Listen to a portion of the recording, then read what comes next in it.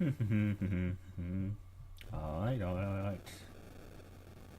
Let me double check some things. I'm thinking I'm live, but I would double check momentarily.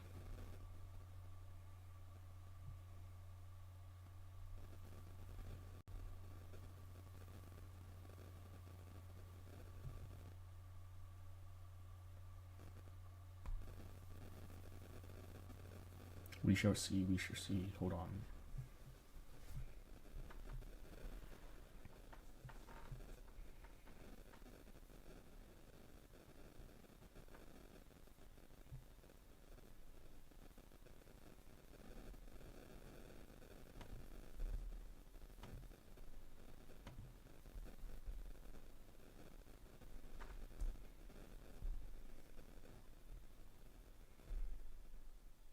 Alright, we seem to be good to go, and audio's coming in good.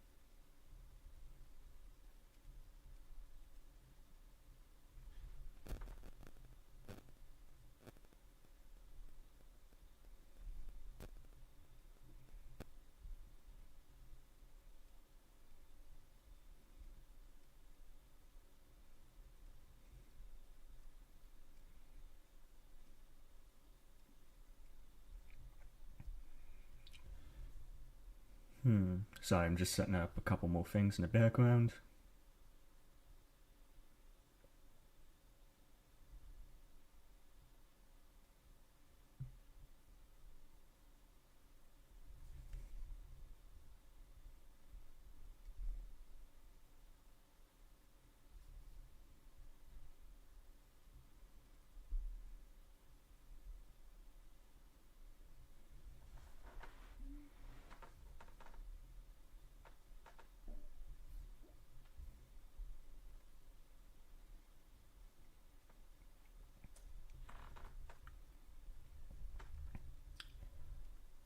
Alright. So, as far as what I got on planned for tonight, okay, so, a couple things. This entire stream is probably going to be shit. The idea was for me to test out Starlink since we have that going now. With that being said, I'm going to try out doing Destiny, and plus, just today, they came out and revealed episode 2, Revenant. And so we're going to watch the stream for that, because I have not seen it. It happened while I was at work, so this is going to be my live reaction to the entire thing. So give me just a moment, let me get it set up on another screen.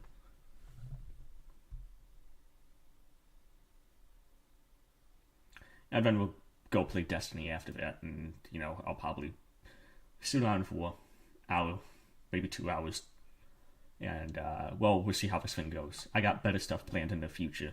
What I really want to do, and the main reason I even wanted to test doing live, is I really want to do an all-night stream come election night. So, that would be fun, I think. But, yeah, see how this goes.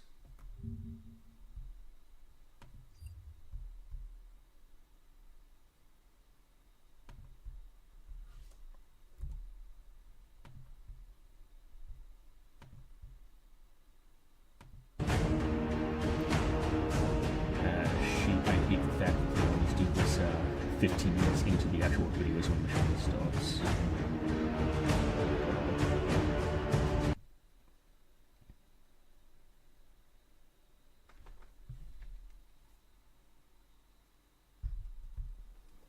Alrighty. Everyone, hello, welcome, good day, good evening, good time zone to you all, and welcome back. We're coming to you live here from beautiful Bungie HQ in Bellevue, Washington. My name is Andy, and I work on the social media team here at Bungie, and today we're thrilled to get to welcome all of you into a very special stream, talking a little bit about what's to come with Act 1 of episode Revenant, launching just next week on October 8th. And also, we're going to go ahead and take a little bit more of a look further down the road and talk. How are you? Doing well, thank you, and welcome back again. For the folks that may not have seen you on this show before or had a chance to go ahead and check out the Into the Light streams, can you tell us just a little bit about who you are and what you do here at Bungie? Sure. I'm a writer on our fantastic writing team, so that means dialogue, tending to the garden that is our lore, and doing UI UX strings. The fun stuff. So you're the blank space filler. I don't mean to be an asshole, but all of episode 1, Echoes, was not up to snuff. And, you know, that's kind of typical for Destiny. Whatever expansion they have, whatever the seasonal content they have coupled with it is typically not that good. But this one was really rough to get through. All the weapons inside of it were good, and the activities were relatively enjoyable, but the actual narrative itself was really bad. I was really disappointed. When it first got revealed that they were doing this episode route, which I'll get into my thoughts about it entirely later, but I thought it was going to be about Praedyth and, you know, him escaping the Vault of Glass and other deep Destiny lore. But no, it ended up being a continuation of what was essentially the Veil containment missions from Lightfall. And again, I can talk about Lightfall later because it's a bit of a sore spot for me. That's right. That's right. Press X. That's me. Okay, I hold down E personally, but we can discuss that. That's not my department. That's all right. You know. I respect them for making the joke about everybody skipping dialogue. We're here we're crossplay friendly. It's okay. And then also sitting just next to him, someone who is joining us now in front of the camera, previously a member of our behind-the-scenes fire team who does so much of our heavy lifting, the one and only Clayton Kisko, staff designer here at Bungie. Clayton, welcome. Thanks for having me. How you doing? Doing well, thank you. And hey, second verse, same as the first. Can you tell the folks at home a little bit about who you are and what you do here at Bungie? Yeah, so I'm a staff designer here, and I work primarily within the activities department. So I am in charge of building the skeleton and framework of the activity, developing the encounters and the boss fights as well, and building that amazing roller coaster that you tend to go on as a We've player. been writing it for a while. Thank you very much for all your hard work. Given that today's Tuesday and reset day, I have plenty to dive into, thanks to you and yours. So thank you a ton, Clayton. Yeah. And sitting just next to him, someone that needs no introduction, but will still risk it anyway, just to make sure everyone's all caught up. The one and only the sandbox craft lead here at Bungie, the one and only Mr. Chris Proctor. Chris, how's it going? Good, thanks, Andy. So anyone who may not have seen you on the Into the Light streams in the past or heard you in podcasts around the community, can you tell us just a little bit about who you are and what you do here? So I'm Chris Proctor, Sandbox Craft Lead on Destiny 2 here at Bungie. I work with the rest of the Sandbox team and Destiny leadership, other teams, to make sure that we're always hitting that gameplay quality bar that Bungie is renowned for. I occasionally also make a few things for the game. Yep, it's not an easy job, but we thank you all for doing it. And also I want to note, chat's calling you out immediately. You're getting a lot of love already. So thank you so much for taking the time to join us today. Now, we're going to go ahead and dive into episode Revenant, which again is launching just next week on October 8th. But before we go ahead and dive into that, Jerome, we're on the verge now in the last week of completing episode Echoes. Can you tell us a little bit about the story that got us to where we are now? Sure, absolutely. Well, let's start with the death of the witness, who we thoroughly destroyed. Absolutely. And his giant, smoky, billowing head dissipated into a mist of darkness, which then coalesced with the Traveler's Light, right, crystallizing into the Echoes. Which fell into the Soul System. One of those fell, of course, to Maya Sundaresh, which we know from episode 1. And it fundamentally changed how the Vex saw themselves. And now we're going to get the same treatment with the Scorn, because one of the Echoes will be falling to Fikrul, leader of the undead Elixni army. And similarly, that Echo is going to prompt the Scorn to evolve, to see themselves in a new way, and to fundamentally change what they are. And I won't spoil anything. I'll let players discover that for themselves. But suffice it to say, Fikrul is evolving his army, he's growing his army, and in order to build Scorn armies, you need a bunch of corpses. Interesting. Which is not necessarily in the best interest of the Elixni. So we will be teaming up with Mithrax. Speaking of Fikrul, we see him right here as well now. We're taking a look at the new art for episode Revenant as well. So Fikrul's got... Okay, I'm not gonna lie. This is probably the most badass piece of artwork Destiny has released in ages. It was so much better than Episode 1. They already said that Episode 2 is almost meant to be vampire, themed. And so I like the visual, you have I believe they're called the Dusk. I don't know. I call them the bats just because they look like bats sitting all the way up at the top of. You got Thickwool with what I believe to be the Echo inside of his staff, and you have us, the Guardians, in the center of the screen. I believe that to be a Hunter all the way in the back because I can see his cloak, a Warlock up front with what appears to be a stake. I would venture to assume that is in reference to a finisher we will have. And then we got the Titan with a shotgun or perhaps a grenade launcher, but I cannot tell from this distance and the resolution per se.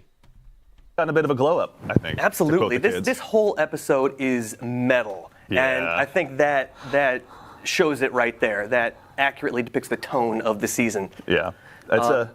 It's not messing around. I will say we won't watch the trailer today, but when folks see the trailer, you're right. Metal is the right word to use. Oh, so much slay. Side note, I really wish Bungie would be better about releasing trailers and building hype. Like, literally, they only release trailers for seasons themselves within hours of the update coming out. It's insane to me, and it does nothing to help the reception. They would do a really good job when it's time for expansions and marketing those, but I don't know why they, refuse to release a trailer ahead of time for seasons. It's going to be awesome. Yeah. But the Elixni, of course, want to prevent this, and so we'll be teaming up with Mithrax, the Kelov House Light, and his daughter, Ido, the adorable Ido. Must be protected at all costs. Absolutely. Thoroughly, yeah. And she will be bringing her expertise in herbology and ancient Elixni lore to help us craft tonics to imbue us with the power that we need to battle this evolving Scorn army. Interesting. That is, thank you, by the way, for not only, now you've narrative directed us into our segue as well, so thank you very much. Narrative design as well. And so I think we should go ahead and dive into a little bit of gameplay, starting over here with you, Clayton. So we just heard a little bit about some new tonics and everything. Can you tell us a little bit about where we are and what we're going to be doing here? This is the new Apothecary, I believe? That's right. So we're in the Apothecary space, and Jerome was just mentioning the tonics and potions that we'll be crafting. They come in two flavors. They come in combat flavors, and they come in reward flavors. Okay. The combat flavors are going to enhance, or rather boost your artifact perks, specific ones. Yeah. Higher rarities of these tonics will boost multiple artifact perks. Tonic, which grants the following effects for 60 minutes.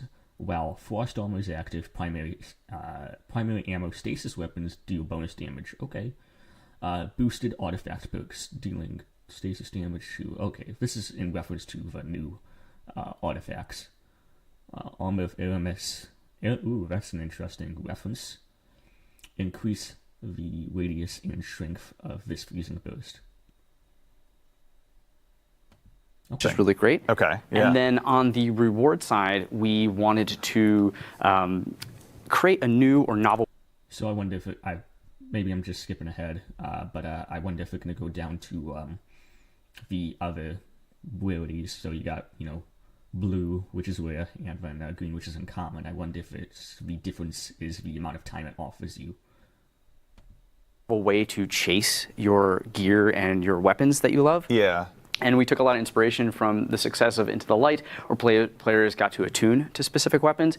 And so with your reward tonics, you'll be able to attune to specific weapons within the season. Very nice. They're not craftable in this season, which is important to note, but you will be able to target. The weapons this season are not craftable. That is interesting. I really don't know what they intend on doing with crafting. They seem to have found themselves in a rock and a hard place where they don't want to remove the system entirely, but they don't want to water it down to the point, or have it in the game to such an extent to where you basically run the raid a couple times and then you just don't touch it at all. Because that's the issue a lot of people fell into with Salvation's Edge. Not to mention the fourth encounter is incredibly difficult for LFGs. Target them, and they'll have enhanced perks. Got it. Okay. So you'll be able to go ahead and chase down that. Consuming enriching tonics to increase rewards earned by defeating combats and completing activities.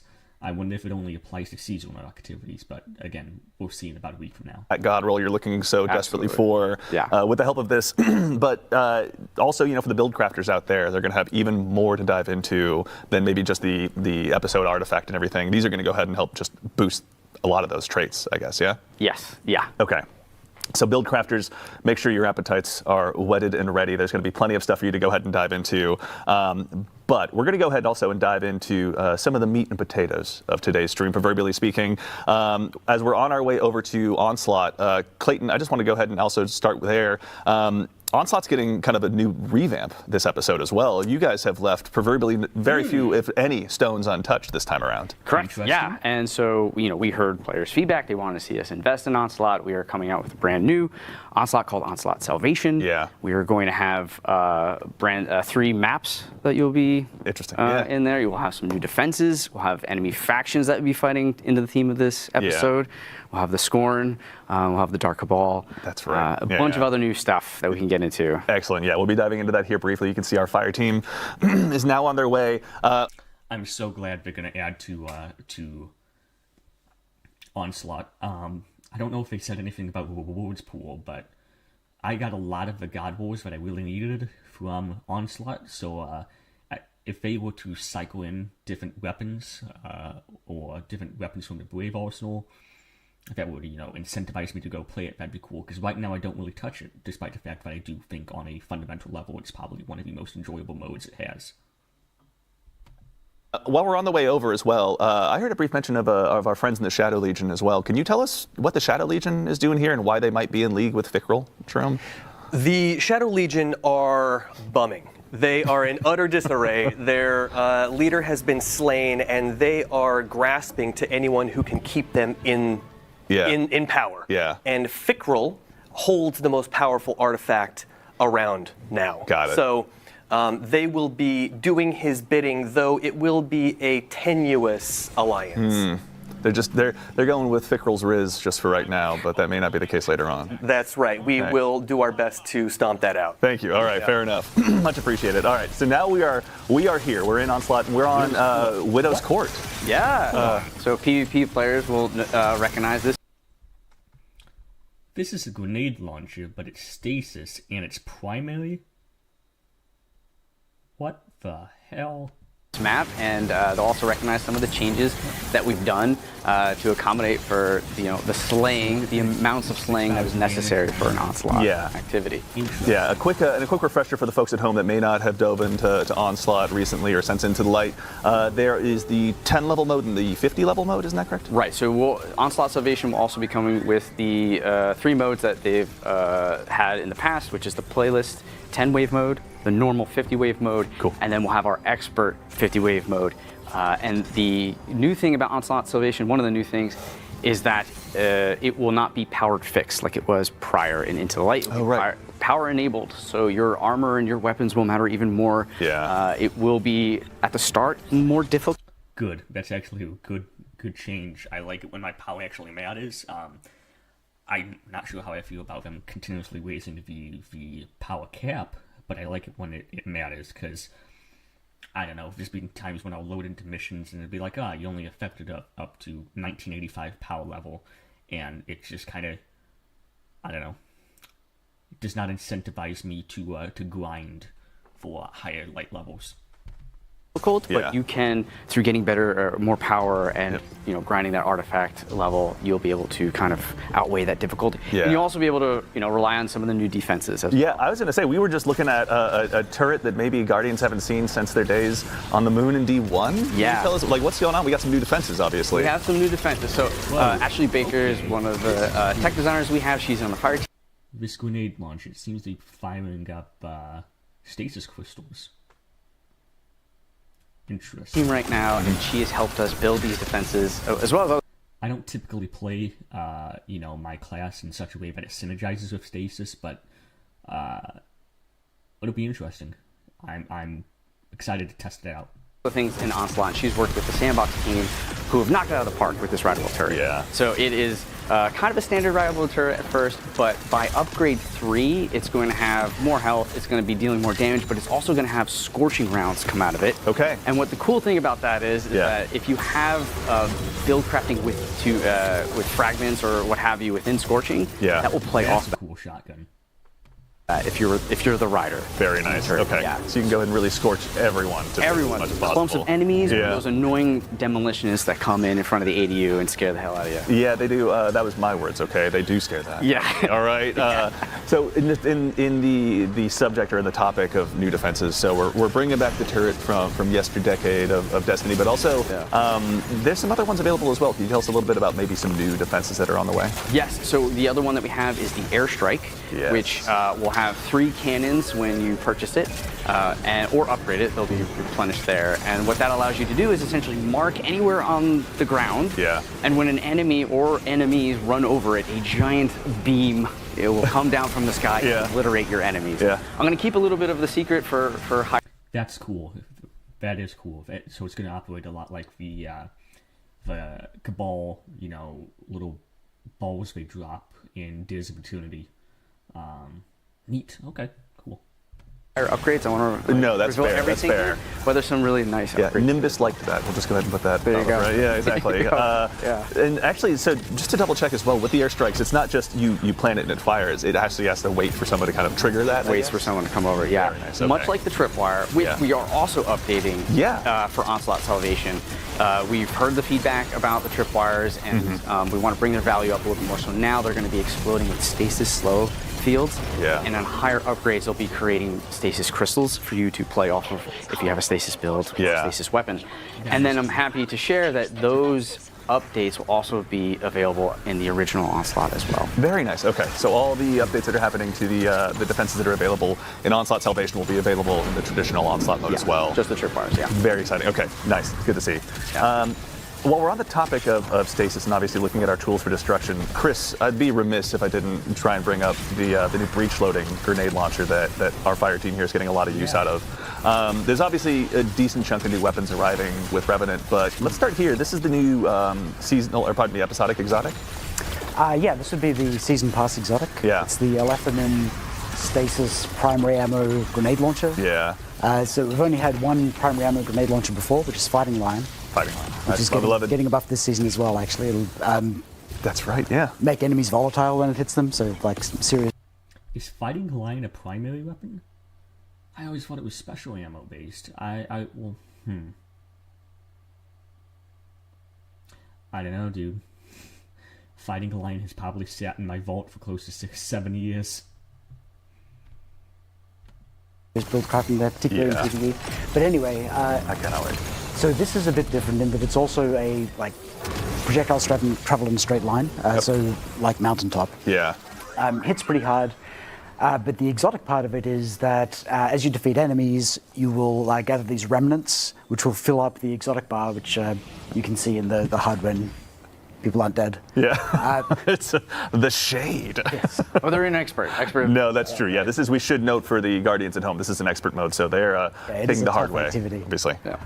So when the bar reaches 50%, you can special reload, and your next shot will launch a special ammo brick for you and your allies to pick up. Very nice. And when you reach 100, you can special reload and launch heavy ammo. So this lets you really go in on a new type of support role, which is like ammo support, which we haven't really seen in the game. I mean, honestly, I think on my side, I really just spend a So as of late, we've been seeing, Bungie do more and more stuff to add more team play. I know that Titans, my main class, is going to be able to, if they put down the barriers, and it's going to trigger a taunt. So we're going to be able to draw the fire of enemies. So that's going to be cool. And it's actually going to be a big boost to as far as class viability when it comes to Titan, because they've been lacking as of late. We've seen them add in healing rifles. With Final Shape, there's the auto rifle. I believe it was called No Hesitation. I can't remember off the top of my head, but basically, you fired it at your teammates and it would heal them. And now we seem to be getting a grenade launcher that will allow you to, after some build-up of kills, you're going to be able to offer ammo to your teammates, which is, again, really cool. Again, it remains to be seen how effective the weapon as a whole is, but I'm excited. a lot of the time getting like the Seeker and Finder mods on my helmet, but it seems like a nice additional way to go ahead and make sure that you're really feeding the fuel, of the heavy ammo burners like myself who have been addicted to microcosm recently. So potentially you could have one person in the fire team go all in on ammo generation, and the other folks build something else. Also, so Clayton, when it comes to the other stuff that's arriving with Onslaught Salvation, are there any new things we're looking forward to? I know that we're obviously fighting the evolved Scorn, but are there any new bosses or anything people can look forward to? Right. So the Fickrel Scorn are also going to be coming out with what we're calling the Revenant Baron. Okay. And that thing is scary, and you'll see it on Wave 6 here in a second when the players are instructed to go into like a Revenant nest and go and save the Elixni from being captured. Yeah. These Revenant Barons, they stalk the area, and when you kill them, they will create a Revenant totem which flies in a random direction, leaving a trail so you can kind of like stalk it, find it. Yeah. You have to kill it before it would respawn the Revenant Baron. Oh, really? Yeah, so there's some hide and seek gameplay there.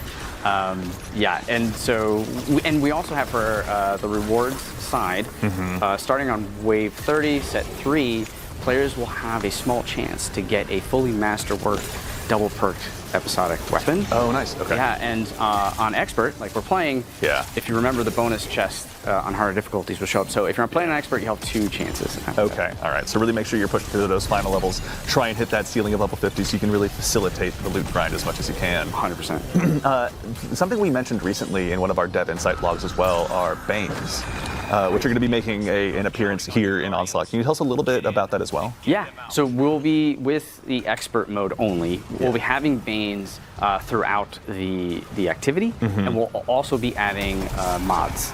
So it's really nice to have them show up because they add another layer of replayability into Expert.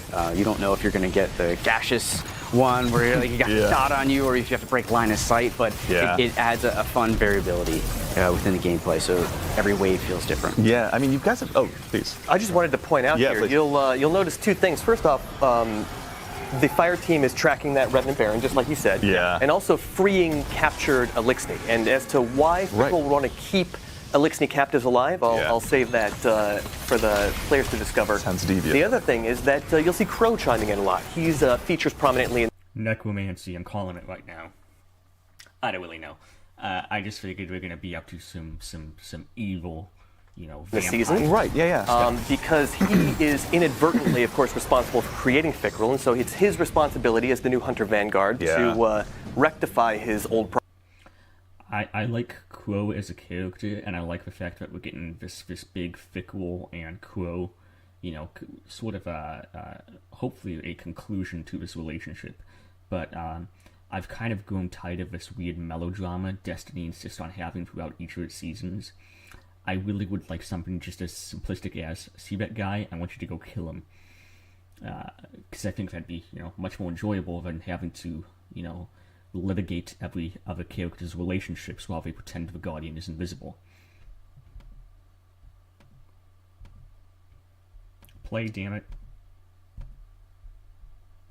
Problem. Interesting. Even though he can't be like, hey man, that was Ultron, that wasn't me. He's going to step up and take responsibility for that. Absolutely. Old Fickrel's fickle out there. Even to that same end too, we're going to be hanging out with Crow, with Ido, and with Mithrax, obviously the main kind of part of the story. They're going to be the ones that we're going to be hanging out with the most, you'd say? Or there will be some other Elixni, some venerable old school Elixni that poke their heads in that you'll see some drama with. I won't say. He's talking about Spider. He's basically the Jabba the Hutt of the Elixni. He's 1000% talking about Spider. But that's cool, because I like Spider, so, again, I can't really think of any other ones throughout the lore. We might get one reference to Aramis, but they seem to have really, written out the story as a whole, so. Anyways, we'll see where that goes. Any more than that. Fair. But it will be in everyone's interest to see Fickrel go down here. Okay, got it. A little bit of enemy, my enemy. In this case, they're all our enemy. That's right. Fair enough. Actually, really quickly, Clayton, I know we kind of touched on several different subjects here between the different defenses, different enemies, the different kind of, structural opportunities that Onslaught Salvation has provided you. What was it like, sitting down with a team and sort of looking at this new refresh on this activity? Like, did you guys take any big challenges for yourself where, like, we want to do this? Yeah, we knew we just wanted to build and evolve and just do more. Yes, right? absolutely. It's a metal episode. We want to do Onslaught. Let's metal it up. Yeah, right? So things like the turret, things like the Revenant Baron. We really want to play into the themes of this kind of haunting, spooky episode. Yeah. And you're seeing that in the roll dart. You're seeing that in the different defenses and the mechanics that we're bringing in as well. Yeah. One thing I forgot to mention too is we are updating the moth yards from the original Onslaught. Oh, really? We've heard feedback from there. It's taking a little bit longer. We want to bring our goal is to bring that in line with the rest of the maps of the original Onslaught. So we're making some updates there to get that to go. Very exciting. So reasons obviously to dive into all versions of Onslaught as we go ahead and move into Revenant. Yeah. Very exciting. Actually, and while we're here out here, slaying out as best as we can against this new undead army, Chris, we're going to have obviously a slew of new episodic weapons arriving this time. Yeah.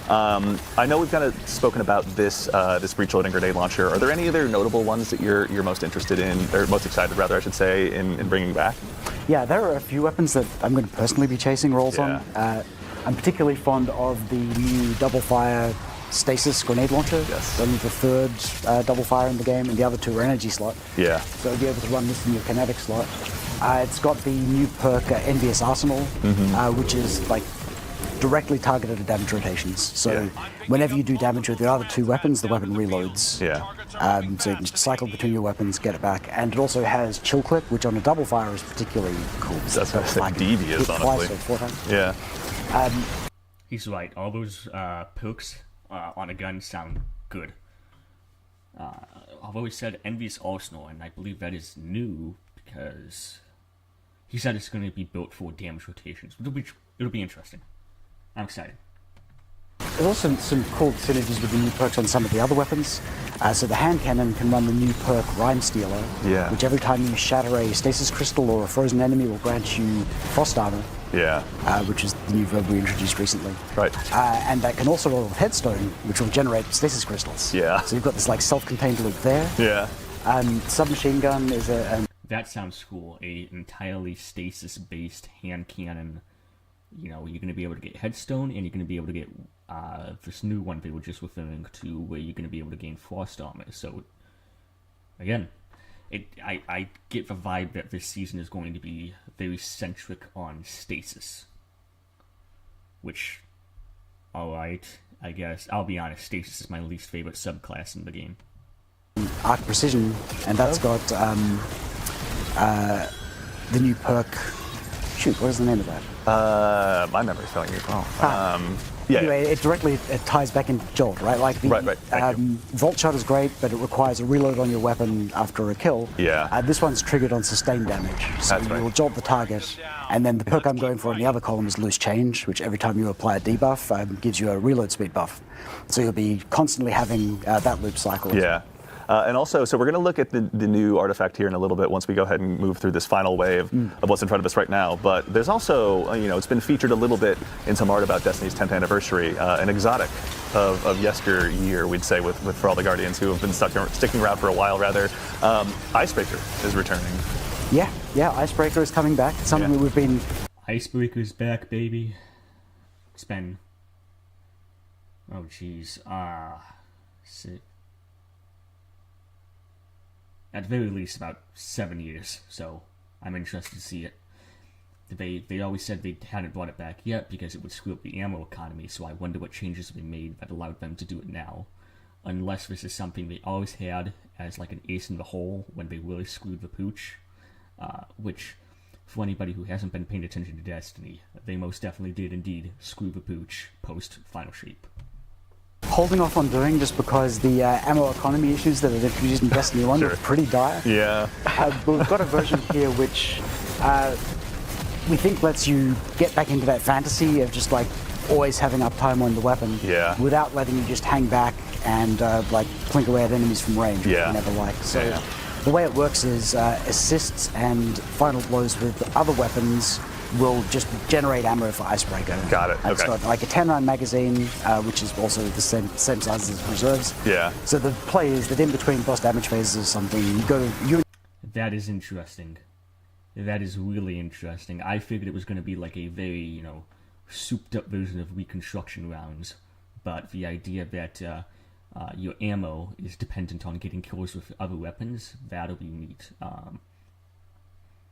Yeah, I'm excited to see it. I intend on doing a day one contest mode for the dungeon because it is a guaranteed chance to get Icebreaker. So if I can do it once with the boys, and then I'll have Icebreaker. Your team's layout, and as long as you're getting assists. Fun fact, Icebreaker was the very first weapon I ever bought from Zero back in D1, so I hold a special place in my heart for it. Builds, you'll come back in fully loaded. Got it. Yeah. And in Destiny 1, there wasn't actually any ice to break, right? So true. This time, we actually have a bunch of ice that you can break. I won't go into detail because we've got limited time. But fair enough. Okay. Ties deeply into this stasis episode will certainly be giving people a lot of reasons to break the proverbial ice by the sounds of it. No, that's very exciting to check out. Now, while we're still here, let's go ahead and check out the new artifact that's going to be arriving. We love getting a chance to show all of you folks. Pause real quick. So we got anti-barrier scout rifle, it looks like. We got overload submachine guns. I wonder how that's going to feel, merely because SMGs aren't in a super good place. We got unstoppable pulse rifles. Anti-barrier shotguns, that's interesting. And we got overload grenade launchers. That's going to go good with Witherhoard. This early, so you can go ahead and start your build crafting. But Chris, I know obviously last time around, if I had to kind of paint it with a meta, I'd say rather it'd be very focused on sniper rifles, solar. If there was a similar theme for this particular artifact, what would it be? So it goes very hard into stasis. Yeah. Like touches all of the stasis verbs. I called it, but it was obvious. If you want to make a stasis build, you can amplify it in a bunch of ways. Yeah. Here, we're also adding a bunch of grenade launcher perks. So we've got overload grenade launchers, which is great, like taking those like super deadly overload champions. Yeah. Also bringing back a variant of like everyone's favorite grenade launcher artifact perk, Breach and Clear. Oh, yes. So you can weaken enemies, and then when you boost it, you can get the second part of that old perk. Nice. We were saying earlier, you can boost artifact perks with the potion system. That's right, yeah. Good. I also will admit I'm very selfishly excited to see anti-barrier scout rifle back. It's been so long. Anti-barrier. I've missed it. Barrier scout is great. I'm going to pretend like that's just for me, for my own benefit today. We're trying something a bit different with this artifact as well, in that the first column is all anti-champion mods, and the final column is all of the pinnacle ones, like the capstones for your artifact build. Right, yeah. But columns 2, 3, and 4 are roughly equivalent in power, which will let you mix and match them more freely instead of feeling like you have to go for the top tier ones. They're all usable in build. It's less of a linear escalation and more of just a mix and match in a lot of ways. Very exciting. Okay, so there'll be plenty of opportunities for players to go ahead and amplify their builds, go ahead and... If you want to know why I'm not commenting on them going through each perk, it's just because I don't care enough to.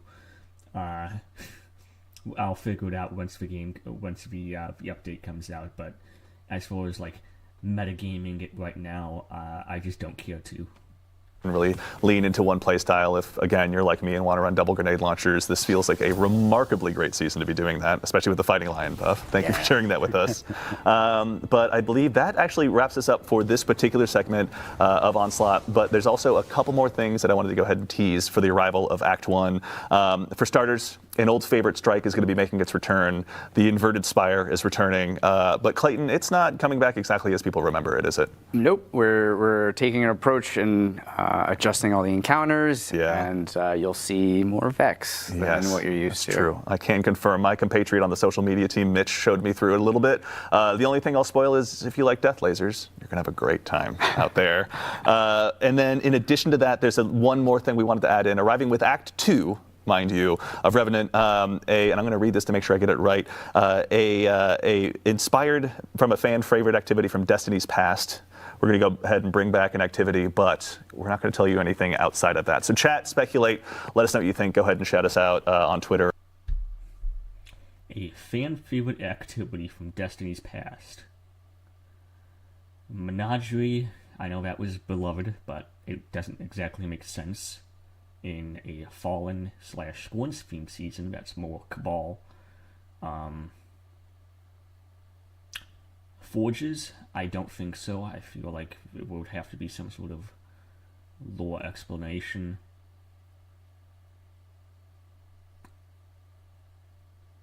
D1. Going back to Destiny 1, what could it be? Oh my... Dude, if they bring back Prison of Elders, I'm gonna freak out. I hope to God in heaven above they bring back Prison of Elders. That stuff was so much fun. It's insane to me they haven't brought it back sooner. But I also, like, if they do bring it back, I hope they don't rip it away come Frontier. Watch it be Gambit Prime. Or wherever it is you like to hang out online. With that, I think we're going ready to get ready, pardon me, for the next segment. But in the meantime, gentlemen, thank you so much for taking the time to join us and share a little bit of what's arriving with Revenant. We appreciate your time so much today. Yeah, thanks for having us. It's been a pleasure. Thank you for having us. It takes a lot to make me look good, so thank you guys for stepping up here and helping out. I appreciate it. Now, as we transition into our next stage, we've got what we've called in my notes the cool stuff segment, and I think it lives up to that. So we'll go ahead and show you a little bit more of what's to be arriving with Revenant, including what you're seeing here on your screen right now. This is the second earnable skimmer that's going to be arriving in Destiny 2. The aptly named, we'll wait for it to highlight, the Zerfboard. I was so glad that was the name that stuck. As you can see, it features some very unique 9 styling, inspired by Xur himself. Both top and bottom are very arted up. The top's obviously a little bit more visible here, but if you do a sweet front flip or back flip, if you're capable of it, you can go ahead and see all sides of it. Notably, this is going to be earnable. So if you go ahead and start saving up those strange coins now, it's going to cost you 97 of them. So if you're like me and spend your weekends spending all those... Xur typically sells shit, so I have about 99 on me right now. We'll check when we get in the game, but I'm 98% sure I am at like level cap, or cap as well as strange coins, which is 99. Extra strange coins at Xur to go ahead and get more rolls on your exotic class item. Maybe save up for a week or two. Also, because I work here, I've started saving up already, spoiler alert. But the Zerfboard will be available with the arrival of Revenant, so make sure... He just admitted to insider trading. Go ahead and grab the first earnable skimmer since the Guardian Games. In addition to that, we obviously have mentioned very recently that we're going to be having a new dungeon arriving with Revenant, and as a part of this, we're going to be doing a dungeon race in cooperation with our friends over at Twitch Rivals. We've put the sign-up link out there. It's available on our social media channels or in the TWID, or if you prefer your URLs phonetic, it's BU. So a lot of people are discussing that, in the community as to what this dungeon is meant to be about, and it definitely looks like it's going to be somewhat Vex themed, as far as maybe a mixture of Vex and Fallen. What's interesting people are talking about is because it talks about in lore a couple of, I believe, a space station and a gateway to a Vex Forge world, so we might end up going to some sort of different solar system for a portion of the dungeon. I'm excited for it. Basically, every dungeon they've made has been fantastic, except for Duality. They got a little ahead of themselves, and they made, something that is not really compatible with the engine, and they have not fixed it to this day, if I am to be correct. Way to go, Bungie. ng.ie/Twitch Rivals. You can go ahead and head out there, sign up with your fire team, and make sure that you're ready to go ahead and take on this new challenge, which will again also provide some additional chances for Bungie rewards. You can see here on screen, we've got a look at the hoodie that will be earnable along with the bracelet. That's neat. Fortunately, I already got my Final Shape Salvation Z jacket. I ordered that. It should be here. I don't know, within the next 5 years. I don't know why Bungie has me pre-order stuff so far in advance. Anyways, neat bracelet. But perhaps what's most I might get the bracelet. Interesting about the hoodie is that as a part of the dungeon race, if you're one of the top 3 teams to go ahead and cross that proverbial finish line, then we'll be able to ship out a special embroidered version with your gamer tag on it as well. So make sure and go ahead and dive on in and prepare. That's cool. It won't be me because I have work, but that's cool. To try and cross that finish line first. And now we're also going to take one quick look. Festival of the Lost is going to be arriving with Act 1 of Revenant as well. And if you all remember, you took a chance to vote on some armor sets for yourselves. Shadow Wizard Money Gang. Alright, so this is Hunters. Hunter's got evil wizards. So Hunter's up first. You can see here we've got the Evil Wizard set. I myself am very looking forward to adding this to my collection. The Evil Gothic set is just going to only dial up more and more. Up next, our Friendly Neighborhood Warlocks. You've got this to look forward to, including That what I is think stylish. we affectionately refer to as... That is real stylish. I'm excited to buy this for Bright Dust and, do like a full-fledged Witch Doctor, thing with my necrotic grips and Osteo Shrieker. Probably the coolest pants we've all ever seen over here at Bungie. And breaking out from the crowd, the Good Wizards this time around. Titans, you went ahead. Ah, yes, the token goody two-shoes for Titans. I will say I do actually like it. It's grown on me a bit. Nice. And voted for it this way, you're going to have the chance to go ahead and add this into your arsenal as well. So make sure that you're prepared to go ahead and dive on into Festival of the Lost and grab this stuff once it's available. And I'm going to be doing that, so maybe I'm just projecting. But either way, make sure and get ready to go ahead and update. You hear that, kiddos? Buy your silver. Your fashion where you can. But now we get to move on to our second segment of the show, where we're going to go ahead and talk a little bit more about what's further on down the road. So we've talked about what's just around the corner. Let's look forward to Frontiers. And here to help me discuss that topic today as well, are these two fine individuals to my left, which you've met at some point or another. But again, we'll make sure and introduce them to everyone out there in the crowd. We'll start with you first, Allison. Allison, how's it going? It's going so good. I'm bright-eyed and bushy-tailed. We're up so early. I'm doing well, thank you so much. Allison, obviously narrative director here on Destiny at Bungie. Can you tell anyone who may not have seen you in a Vidoc or one of our past streams a little bit more about yourself and what you do? Sure. So I'm the narrative director for D2. It is me and my team's job to tell stories. It's our job to take care of our characters, of our arcs. We make you laugh. We make you cry. We make you have feelings that you normally don't have to have in your usual day-to-day life. I was raised not to feel feelings, so it's a very upsetting experience when I do. Feelings are distressing. I understand.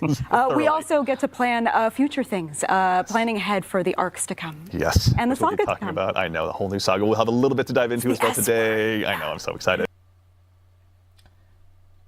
I'm very, I wouldn't say cynical or jaded. I would probably say jaded towards Destiny right now not because of anything any of the developers have done, but because of the way the entire company of Bungie has been managed under Pete Parsons, that allowed for the layoff of like a dozen or so employees through no fault of their own. Final Shape knocked it out of the park. Really was like probably the best expansion we've ever had. But no, I hope they do good. Honestly, unfortunately it feels like exactly what I predicted, and it's the same thing that has happened to Marvel post Endgame. Final Shape was meant to be the Destiny version of Endgame, and instead of taking some time to really recenter the plot, it's just go, and it just does not feel like they planned this out at all. So we're very much so flying by the seat of the pants. Maybe I'm wrong. Maybe as time goes on, things will be revealed. I don't know, make it seem as if this they've been playing the long game. But as of right now, it really does feel like they're just trying to throw stuff at the wall and seeing what sticks. And then also sitting next to her, Robbie Stevens, assistant game director here at Bungie, a man that I've not had a chance to interview since back in my Mixer days. But if you've tuned into these Bungie streams in the past, you've seen him as well.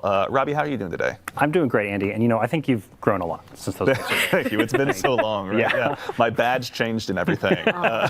For the folks that may not know you or may not know what a game director does, can you tell us a little bit more about yourself and what you do? Yeah, so one of the main things I do as assistant game director for Destiny 2 is I work on the creative direction and vision for where we're going with Destiny coming up in the future with Codename Frontiers. So I get to work with our game director, Tyson Green, and Allison Lerner, our narrative director, and a bunch of our other creative leaders on how we shape the future of Destiny to come. Very exciting, which we are going to be diving into now. I know we've obviously released some blogs about the Codename Frontiers stuff already. If you've been out on Bungie.net reading the Dev Insight blogs, there's been a good amount to dive into, but our friends over on the community team as well have been helping us kind of, read more into what the audience feedback has been and what the players are saying. And so we've had obviously some topics come up that I think we should just go ahead and dive on into. Let's party. Absolutely. Okay, that's the right attitude.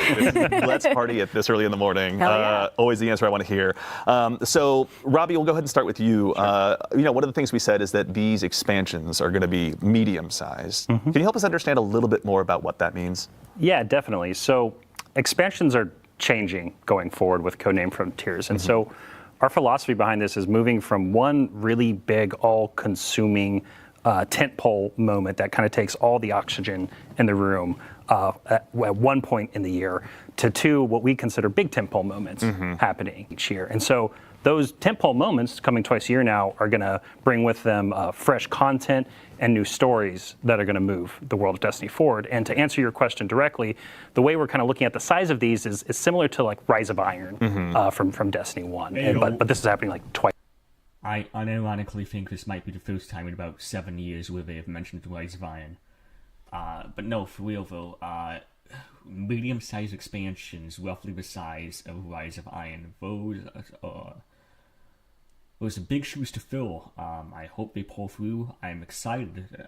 I don't mind the return to 2 expansions a year system that they had like way back in D1, or at least for the time in the beginning of D1 with for Dark Below and House of Wolves. It really, really does just depend on how good are the expansions. Do they have enough to incentivize me to keep playing?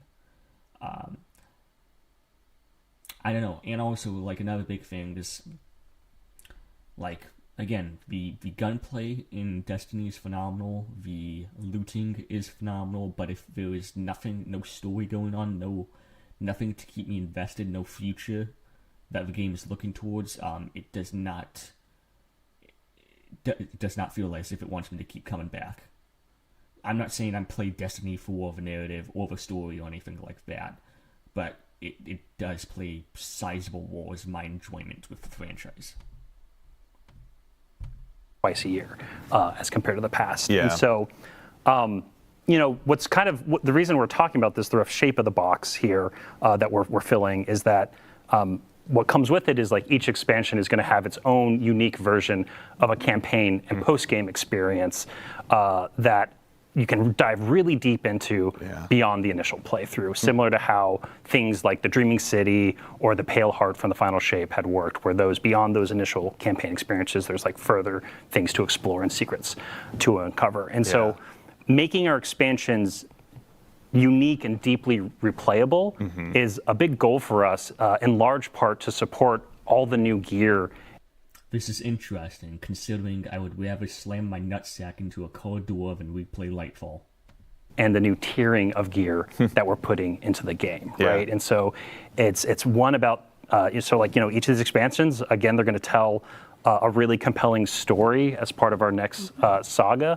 But I really want to stress that they're also going to be unique experiences, unique campaigns and post games. Yeah, I know that's something like, I've kind of overheard some of the conversations where when it comes to these expansions as well, obviously the corollary, we're using today is Rise of Iron, but like these are going to be brand new experiences, things that we just haven't released before in the past. Yes. Can you tell us a little bit about that as well? Or yeah, definitely. And so for Codename Apollo specifically, the first expansion coming up with Frontiers, you're going to journey to a Metroidvania-inspired destination, right? That's our guiding light for how we're creating this new location. Yeah. And so this new destination is going to feature a non-linear campaign that puts... That is an interesting descriptor. You in the driver's seat of exploring its world and its story. So this is very different from the past where you're... I hope, and my interpretation of what he's saying is it's going to be much more of a Strange in a Strange Land type storyline, where perhaps we are exploring the outer reaches, because essentially, if Frontiers is meant to be the overarching narrative for these 2 expansions, we know that Frontiers is all about going outside the solar system. So, and this is what I've been wanting from Destiny for a while. I think this is the best route we can take post Final Shape, is building out the rest of the universe. So perhaps it very doesn't. So it starts off with us finding ourselves on an alien planet and uncovering things as we slowly and steadily, explore this new world. We're kind of following a very linear mission structure or line. Yeah. That's very simple in many ways. And Allison actually recently talked a bunch about this in a blog post. Yeah. So when we made the decision to lean into that Metroidvania structure, we knew that the narrative structure had to match, had to complement that structure as well. And so the way that we're going to treat nonlinearity in Codename Apollo is when you arrive at our destination, which is a new destination, you'll be able to decide if you want to go to region D or region C, or maybe you want to go check out B, because that's going to be where you get the ability that allows you to access region A, so you can talk to that character that you really like. We really want that sense of the player being in the drive. Again, I do get the sense, but I am calling this out correctly, in the idea that they were trying to get it to be a very Strange in a Strange Land type story, which is cool. I'm all for it. Seat of being able to decide where and how they want to explore and discover the secrets that we have in the world. And which they've talked about this too in the past, but I think one of the biggest things Destiny can do for itself that would be good is to return a level of mystique to the game. Back in D1, nobody really understood the grand, cosmos that as much as we do now about Destiny. There was a time when we all thought Oryx was the baddest bitch of them all, but with the benefit of hindsight, he ended up being one of the most pipsqueak enemies we've ever had to face off against. Whichever of those different choices that you make doesn't negate the others. We want you to explore every crevice inside of the experience. And to help support that, we've structured our story in a complementary way. So we'll have the normal kinds of activity dialogue that you normally experience in a campaign, but there's also between 25 and 30 different threads of stories that you can discover and chain together after you complete an activity. There's so much richness to discover that we're creating. You see that little thread of that shining rock somewhere, you can really just afford to pull on it and just dive in by the sound Absolutely, that's what we want you to do. Okay, that's awesome. So actually, let's go ahead and stay on the topic of story here for just a second as well. I think that there's been some conversations about the future of narrative Destiny, which has obviously been so central to the experience, so core to our characters and our stories. There's been some concern that maybe the new structure might not afford the opportunity for as much story in the past. Can you tell us a little bit about what you guys are planning and what that means? That would be news to me if it suddenly vanished. I like what Allison, I do. please stay. Please don't let go. Yeah, exactly. Is this how we find out? No, story is Destiny. What makes Destiny Destiny is that beating heart of story at its core. That's not going anywhere. The thing that this new structure allows us comes in two parts for story. Part one is pacing. With these 2 tentpole beats a year, the feeling that the world is changing and growing and moving is going to come much quicker now, which means that we can move the plot along at a much quicker pace than we used to. Totally. Part 2 is focus. Good. I agree with that. 1,000%. What I am worried about, again, I'm going to make the MCU comparison. If they are going to build up to some big enemy, they have to do it right. Whether it be the actual winner, as opposed to just the witness, or some other threat. We can't just slapdash, one expansion, this bad guy, next one, we get close to facing him, and the next one after that, you kill him. But there has to be an actual build-up that does feel as earned as it was in the case of The Witness. Because these are much more focused releases, we don't have to worry about padding the sides with a bunch of extra stuff to kind of fill in the space. Nope, we are zeroing in on exactly what each of these releases is trying to communicate. And so that means we're going to tell a more focused story, and with pacing that keeps up with what fans want. I mean, it's also, too, it's interesting because, obviously the narrative is one big part, the story you're telling, the words on the page, but another part of it, given that we have the unique opportunity with a medium like video games, is how players interact with it. We've seen some comments online and some notable conversations about, go talk to vendor X, head over to the holodeck and say hello to this other person, go back to vendor X and shake their hand one more time. Can you tell us a little bit about that structure, what you guys are... Before she responds to that, I do feel like the guy nailed it. This is essentially what these seasonal quest lines have devolved into. Go do activity, go back to Helm, talk to this guy, go back out, do same activity, go back out and do another activity, collect this item, go back to Helm, talk to this guy, wait till next week. Planning on? Yeah, it drives us bonkers too. Yeah. No, we believe that everything should be questioned, right? Like we should be questioning that structure, and we should be reinvestigating it. And starting with Revenant, and especially when we get to Apollo, we're going to be deliberately shaking it up. By the time we get to Apollo, that loop, that pattern is more or less gone. We're shaking things up a lot. Yeah, I mean, Allison spoke to it earlier, but all those threads that you're pulling on, right? It's just become so incredibly formulaic, and I just cannot keep doing this, man. And it's for that reason that I've seldom feel invested in, the seasonal stories, because it all just feels the same. It's all just go do activity, go talk to this person, go do activity again, talk to this person, wait till next week. That's all it has been for, the better part of... It's going on 4 years now. Going on 4 years. Like, these are characters out in the world that you're exploring and discovering, right, as part of your journey here. And so it's not you going to the same location where you expect to see someone delivering a piece of information to you between, specific missions. It is like you exploring the world, finding these people, pulling on all these different threads in order to discover things within this weird and wonderful place. Exactly. The feedback is loud and clear. We want to keep the player out in the world, out and exploring, and get information to them for a change. So, we're listening. And also, I will say, Allison, you didn't arrive empty-handed. You've got some cool concept art to share with us as I well. brought some goodies. Okay. I brought some presents. Thank you. I brought some birthday presents. Happy birthday. Yeah, happy birthday, everyone who's born on Looking at October 1st. concept art is always a joy. Exactly. It's a good way to go about it. It's better than wrapping paper covering a PlayStation. I don't know. True. It's true. Let's go ahead and take a look. So this is, we've got up on screen kind of one of our first pieces of concept art from the future. Can you tell us a little bit about what we're looking at here? No, I can't. Huh. So these are very obviously supposed to be a species of some sort. These aren't statues. These are, because you can see they're seemingly, in motion. We have guys walking up steps right here. Some sort of,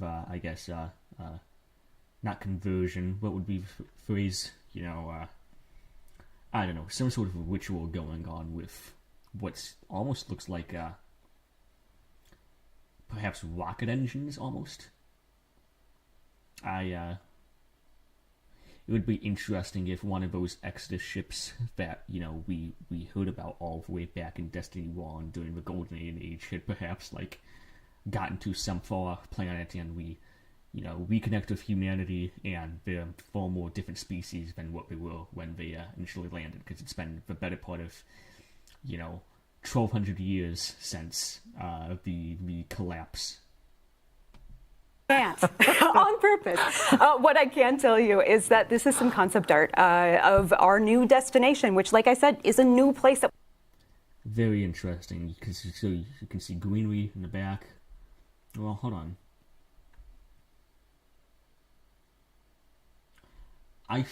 Hold on. I think this artwork right here, where it's very obviously drawn, has since been hyperimposed on the Cosmodrome. Maybe I'm wrong, maybe I'm an idiot, but I kind of sworn this kind of looks like the Cosmodrome. All the shrubbery back here. Either way, I'm interested to see what this is all about. You have these strange looking shanty towns, these weird symbols on these banners. Some sort of a connection is being made between this fella and this storm of electricity, perhaps, or technology up here. That we haven't been to before, which means that these people that you're seeing are people that we haven't met yet. We're going to learn a lot more about them, and I love this piece because the longer that you look at it, same with some of the other art that we've shared so far, the more you start to see things that are kind of familiar all the way out at this new location. Yeah, it's like lots of fun things to discover. What's the symbol on that banner? Is this a seance or a wedding ceremony? Who knows? I know, right? and I'm not telling a single soul. Nope. Okay, all right. Plenty to dive into, including we've got another piece of concept art is here as well. Something we talk about a lot, and I think the last concept really spoke to it is when we're, especially when we're developing a new destination. This is interesting. You got some sort of a perhaps liquid or energy form, flowing upwards from the ground. it kind of reminds me of Io. Io from all the way back in Destiny 2. I'm intrigued, but there's not much to go off here, though.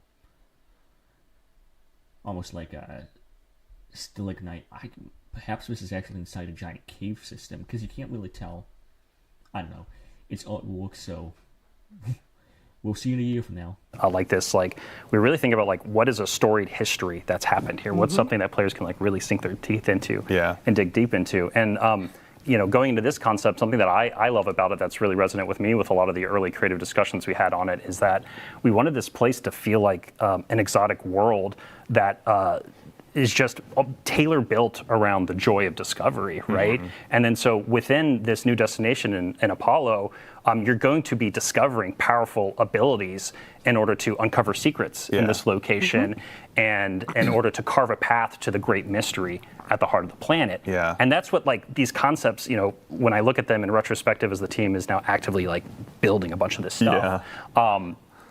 It's very evocative for me from that feeling of like, hey, how can, it's something Tyson and Alice and I talk a lot about is like, how can we get that like grand mystery in that game, that feeling that there's something right around the corner, that like it's kind of at the heart, has been at the heart of Destiny for a long time. And as we've been closing down the Light Dark saga, it's been an amazing roller coaster ride, but we want to expand and grow Destiny and we want to change it. And that's what I think these concepts are starting to speak for us, trying to show not just us telling of like some of that direction. I mean, it's exciting to see because I think one thing I've heard you guys talk about a lot as well is, just the inspirations that you want to obviously provide the players. You build these new worlds, but you guys have been diving into a lot of crazy subject matter just on your own to get inspired as well. Can you tell us a little bit about kind of some of the fun reading or listening you've been doing as you've been going through this? Sure. One of the fun parts about being a creative is that you have to fill the tank with something. And certainly. So that means doing a lot of research, finding a lot of other targets in media, or even just like what music you're listening to while you're working on a script, right? I know for our team, something that really inspired. I 1000% agree with what she says. If you're a writer, you know this. You definitely draw inspiration from other sources of media, whether that be games, music, or other books.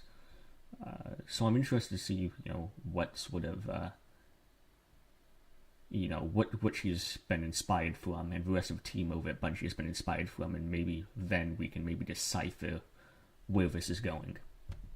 Us was music of the 1960s. We've listened to a lot of early prog, a lot of King Crimson, and a lot of, The Doors and Jefferson Airplane. There's a lot of us. Love it.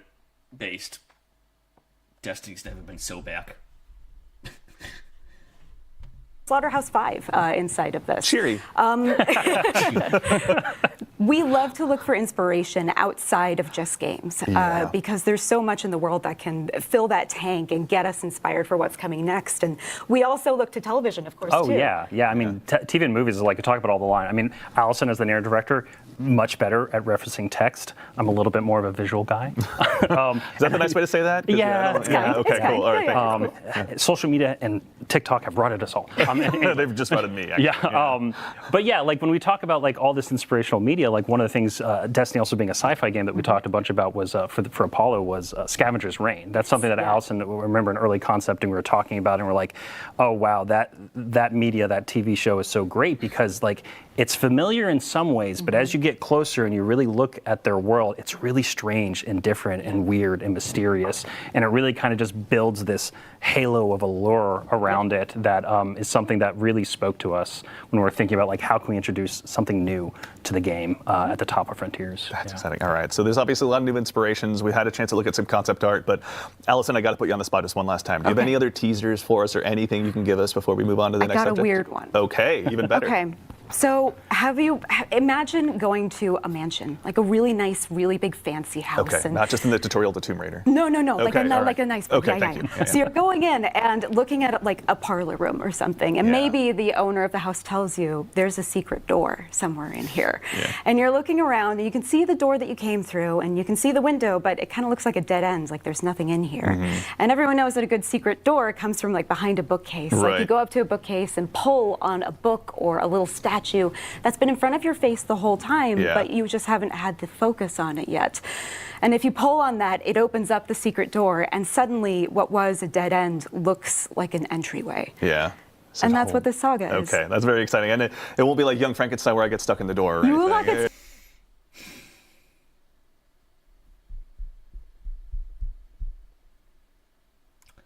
They seem to have something planned out in such a way that they imply, it's going to be obvious once it happens, and you should be asking yourself, like, why didn't I think of that sooner?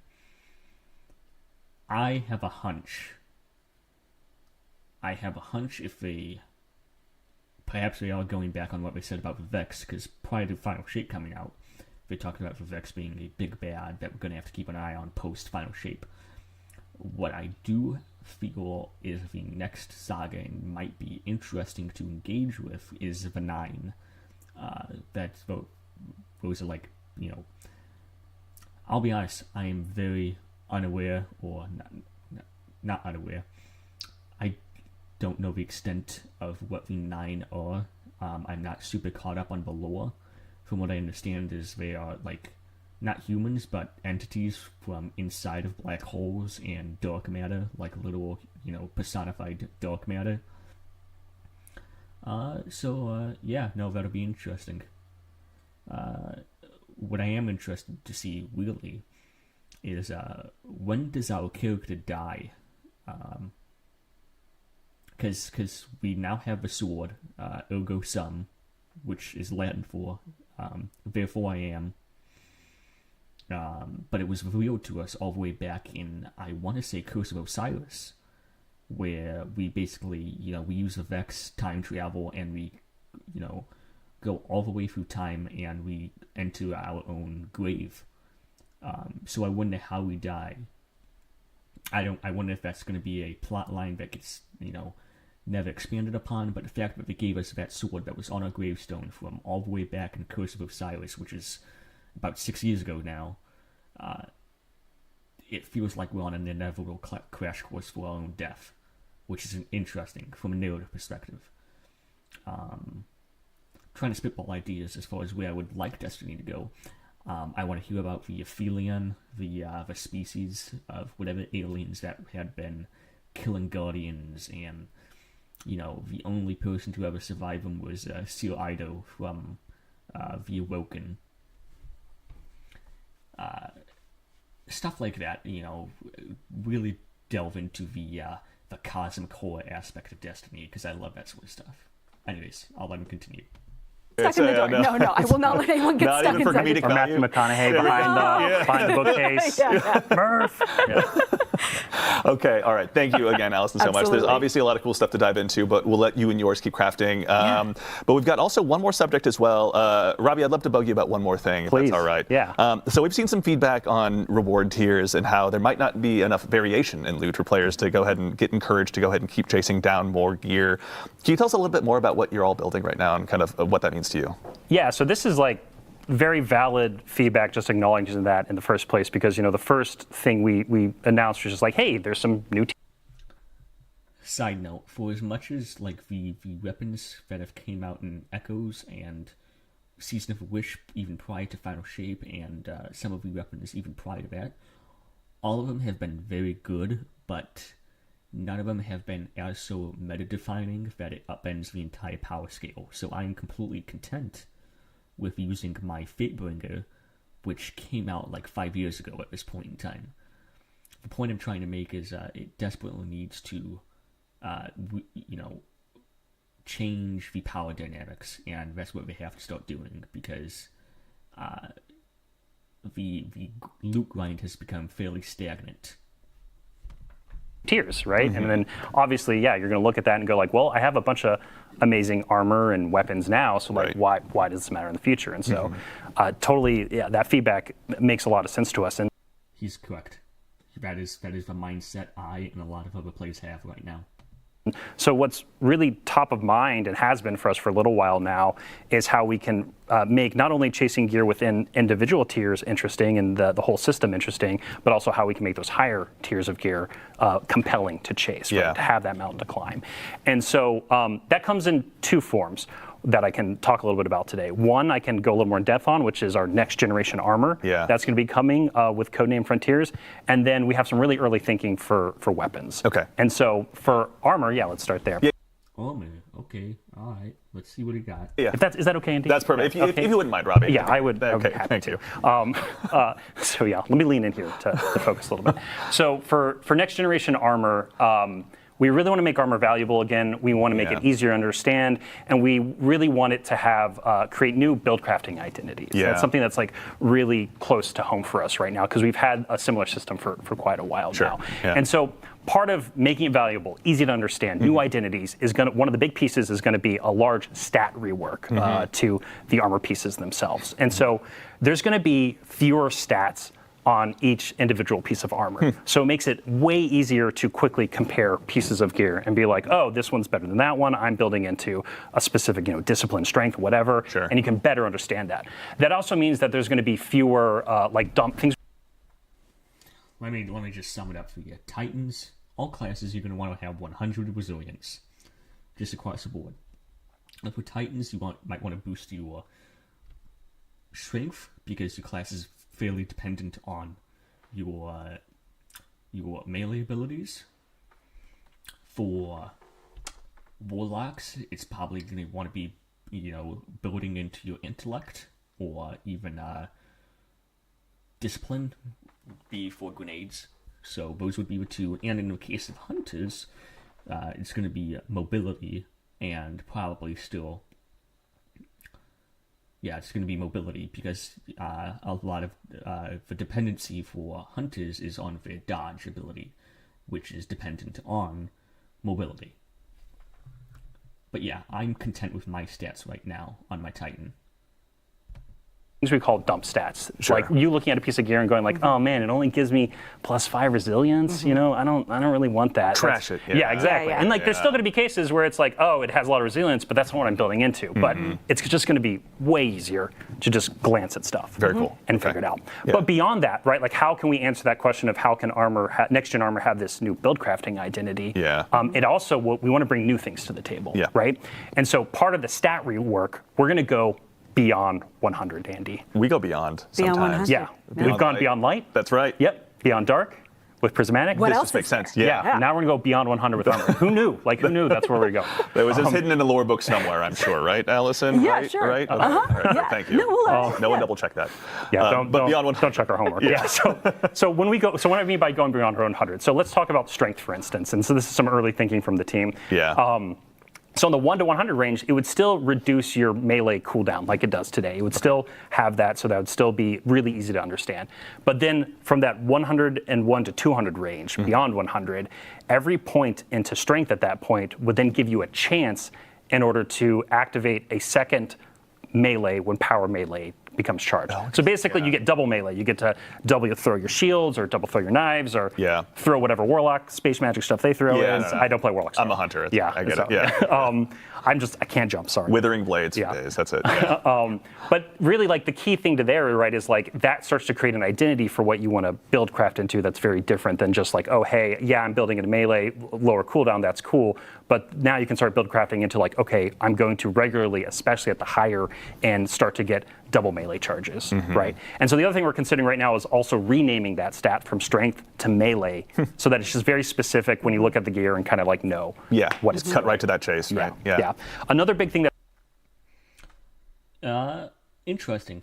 I don't have any problems with what we're saying other than I don't know if we really needed to get that big of a rework to the stat system. I didn't think it was terrible, but I didn't think it was that good either. But it almost seems like if what we're trying to say is a good portion of the player base is too dumb to figure it out, so we're just gonna kind of spoon feed them the stats and what they mean. That's coming with next generation armor to the game is set bonuses, and so this is something. Yeah, I know, right? Yes. Yeah, like they're. Yo, we finally getting set bonuses. Oh my god, dude! Thank God. Set bonuses are easily like one of the coolest things. I love them in Tom Clancy's The Division, and the subtle bonuses you get as you accumulate the same armor type. So the fact that this is finally coming to Destiny is great news, in my opinion. I'm excited for it. back. So ready. Yeah, we've done like some small versions of it in the past. Have been like individual releases, but we're looking at this as like a holistic new system that's coming with pretty much every piece of new legendary armor set that we create, starting with Frontiers. Okay. And so these set bonuses are going to come in the form of wearing 2 or 4 pieces of a 5-piece set. So that gives you flexibility in order to wear an exotic at any point. Thank God, because I thought if like you have to wear 5 pieces, I was like, that's stupid, because I'm going to have to wear an exotic. That's just the way the game is played. Like, I don't think I'm ever caught without some exotic armor. Totally. And then also allows you to mix and match different sets. So you can actually start looking at like gear and go like, oh, I have tier 1, tier 2 of one set, tier 3 of other, and I actually want to like mix match them together for different combinatorics, for different build crafting identities. I'm getting like really deep into the weeds here, but the thing that's like really exciting about this is that like one of the perks the team is playing around with that these new set bonuses could give you could be one that's built all around like Tex Mechanica style play, which is like all about hip firing, right? And all about that yeehaw. And then like the more you build into that, you're going to be buffing your Tex Mechanica weapons. And so that's just like one. That is interesting as far as how specific they are with the traits that these armor pieces are going to be adding. I figured it might have been something small, like even just a percentage damage boost. But if the idea is if it's going to actually impact how the game is played with certain weapons, i.e. the Tex Mechanica, so that would be like Chaperone and Last World and a couple other guns, that is interesting. I'm excited to see what else they got cooking. I don't know. We'll see. One example, but yeah, it's the whole space is just going to like really expand and just become a lot easier to manage in your head and also build complexity into. And so I'm super stoked for it. No, you guys obviously have been doing a lot of great stuff. So we've touched on armor here briefly. All that sounds awesome, but can you tell us a little bit more about weapons and kind of how they're going to evolve as well? Yeah, so we're a little earlier on weapons right now. We wanted to talk about next gen armor because we have a lot of juicy, good plans coming together right now. But for weapons, the thing I can say is that like in the game today, we have higher tiers of weapons to chase, like adepts and raid weapons, right? And so those things with them come with exclusive perks that basically cut above the noise of other weapons you might be earning in any individual release. And so we know from the tiering perspective of weapons themselves that like, hey, we already have this kind of touchstone for us that we see that works pretty well. And it's like, so it's really like, how can we meet or clear that bar, right? Like how can we create those exclusive chases at the top of that aspirational mountain for players to climb? So actually, additionally too, we've heard some concerns that obviously we're going to maybe be over-indexing on just bringing back reprised weapons, and Guardians will just be out there chasing down something and re-earning something that's just sitting in the vault anyway. Can you tell us a little bit more about like kind of the weapon chase and what you guys are planning on doing with each subsequent release? Yeah. So just to like make sure to clear the air here a little bit, right? Like every expansion, every season, every raid, every dungeon, there's gonna be new weapons, right? We're not slowing down there in terms of like making a lot of compelling new weapon content. Cool. Okay. But the thing about reprisals and revisions that I think is true for a lot of Destiny players is like you have that favorite gun, right? You have that gun that you loved at one point in time, and over time it's just not as useful in the contemporary tuning, activity, sandbox, whatever, right? Like just something about it isn't as good over the years. And so like we did with the Brave Arsenal and Into the Light, like that's our touchstone for like, hey, how can we go in and update, fan favorite weapons, bring them back, breathe some new life into them. I would never understand like Garden of Salvation, that god-awful raid got a reprisal before the Vault of Glass. I don't know what they were thinking, I don't know what they were smoking, but good God, do I want whatever it was, because what an idiotic idea, I'm sorry. Ugh, boy. Just let me enhance my Fate Bringer, man. Let me enhance it. Let me do a souped up version of Explosive Payload and Firefly, and we'll be set. And make them interesting to use again. And I also think what's great about that is that people who never got to use, their Recluse or Better Devils or something that we haven't reprised just yet, right? Is like, oh, that's their first time experience with it, and they've heard how cool it is. To all the Guardians who are going to dive into Revenant and get to try Chroma Rush for the first time. Oh, yeah. I am trying that gun for the first time. It's so... Holy shit, did they just say Chroma Rush is coming back? No way, dude. Yo, Revenant's going to be the best season ever. My God.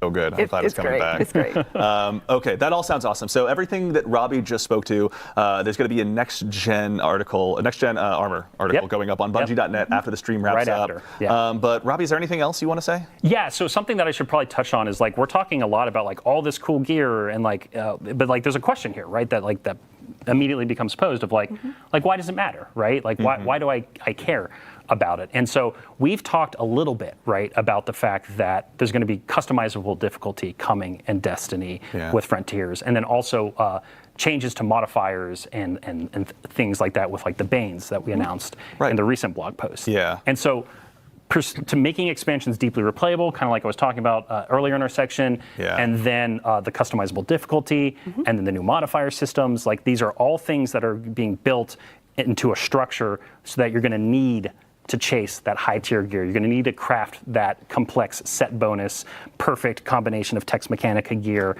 in order to take on some of the hardest challenges inside of the game. And so this isn't just about changing gear. This is also figuring out how we can bring new and interesting challenge to Destiny and how we can really like breathe life into the challenge of the game. So exciting. Awesome. Yeah. Should be fun. Yeah. All right. Well, plenty more information on that to arrive on the blog that's going to be arriving on Bungie.net shortly after this. But I don't think I'm going to be able to top what Robbie just said. So we'll go ahead and get ready to go ahead and close out the stream here today by first thanking all of you fine folks at home. Say it, coward. We have the machine. It's coming back, right? Please. For joining us today. We love getting a chance to put these streams on and hang out with all of you in the community, and it doesn't mean anything unless you show up. So thank you for taking the time to join us today. As a reminder as well, there's a Twitch drop going on right now. That's a heads up. You can probably see it pinned in chat, but just to remind everyone at home that if you've earned the Twitch drop, I should say, rather, it will be arriving on your Guardian when Revenant launches on October 8th. So if you don't get it today, worry not. That's by design. It'll be arriving on October 8th, and you'll get to put your shiny new emblem on. And of course, a huge thanks to our guests here, Robbie and Allison. Thank you so much for joining us today. Thank you, Andy. Absolutely. And then the folks from our first segment as well, Chris, Clayton, and Jerome as well, Incredible. Thank you so much for taking them to join us. And of course, we'd be remiss if we didn't mention the amazing folks doing the actual heavy lifting behind the scenes, Peyton, Ashley, and Justin. Thank you so much. Of course, Ashley, one of the folks that helped design a lot of the stuff we looked at today. So thank you all for taking the time to join us. That was interesting. Not bad. What I will say is I don't know, if I'm going to have to like give this entire stream a weighting, I would go as far to say maybe a 6.5, 7 out of 10. I still am fairly cynical on the future of Destiny until I get to see more about Frontiers and, Codename Apollo. I'm reluctant to give them as much grace as I have in the past, because it does really do feel like I've just been getting screwed over and over again.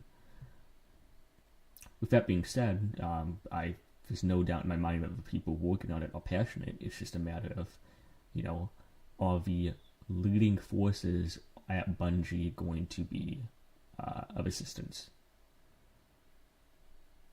Anyways, hold on. We're going to switch over to Destiny. Give me 2 seconds.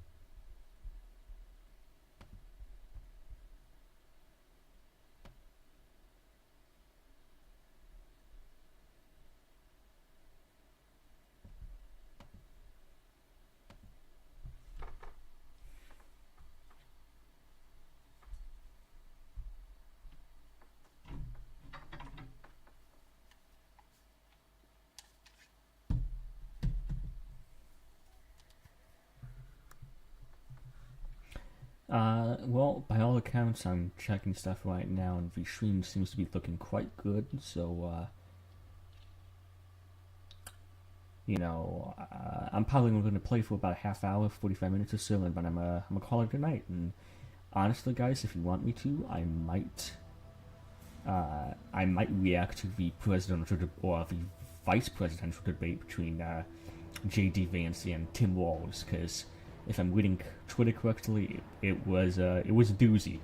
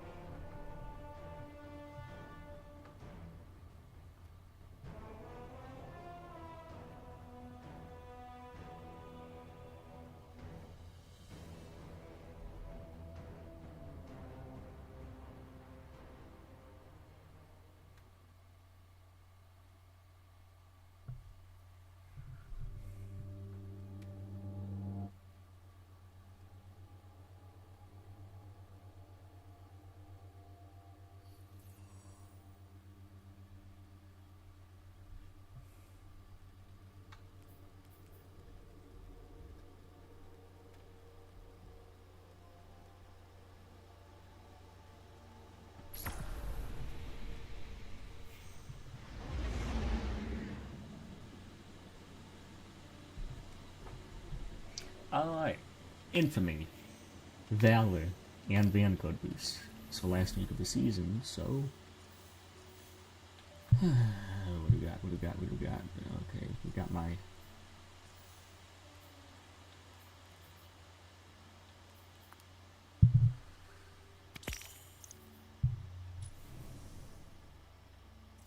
That's cool. What do we got in the Ratkin shell? That's cool.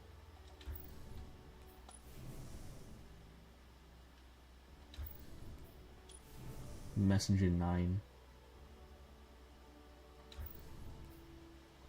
Oh shoot! Did we find? Oh my gosh, we finally did it. Yeah, of course I'm buying it.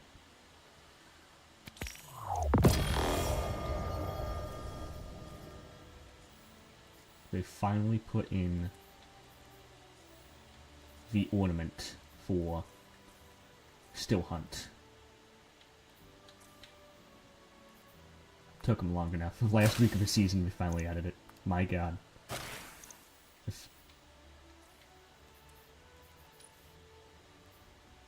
There we go.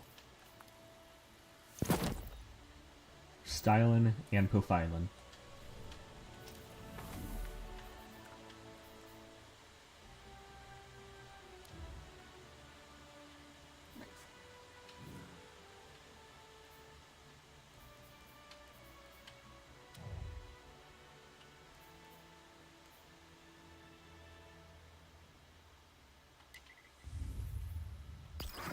We're gonna do some battlegrounds because I want to get my my engrams.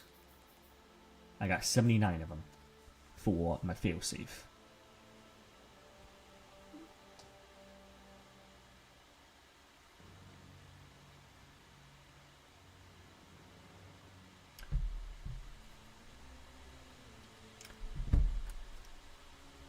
Tomorrow, you know, we might I might just burn them all and try to get a God War Martyr's Retribution, because that's the grenade launch I need to get. Hey, my clan. This is probably the most people that have been online for my clan in about a month. Or 2, for that matter.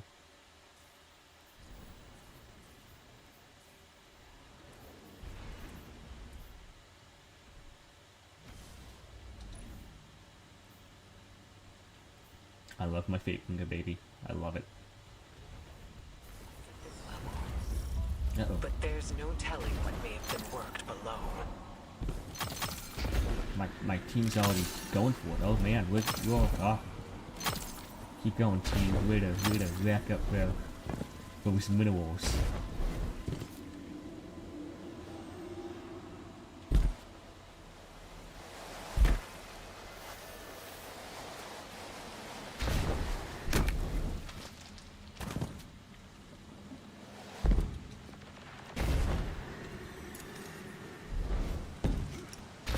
Plus one of my goals is I gotta level up my my catalyst in Red Death.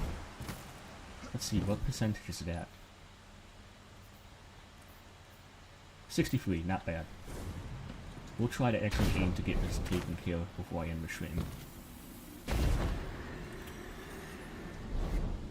I don't know why the game felt the need to start me off, you know, 2 miles behind the rest of my teammates, but be that as it may.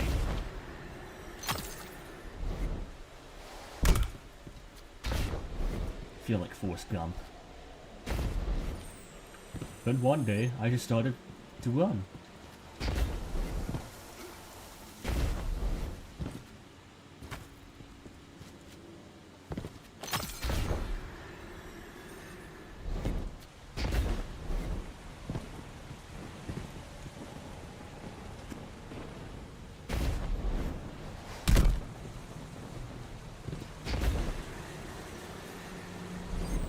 Alright, let's go, guys. I'm not getting any younger.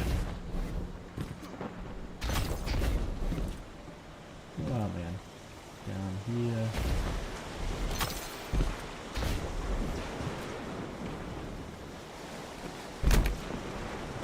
This is actually one of the better battlegrounds. I know there is one specific one that I I hate just because the final boss layout is like, it's just awful. It's just an awful experience.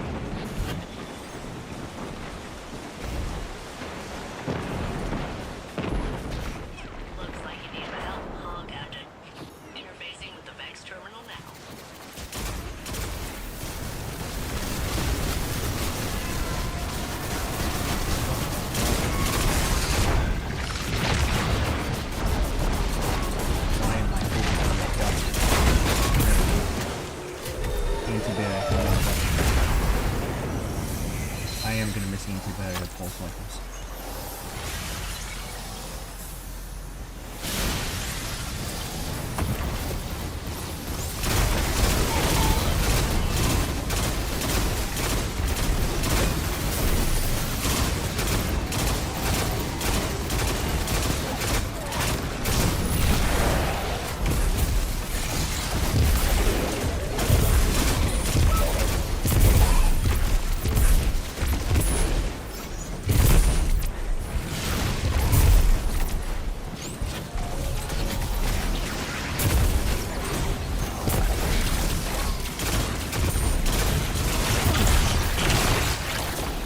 Kill him.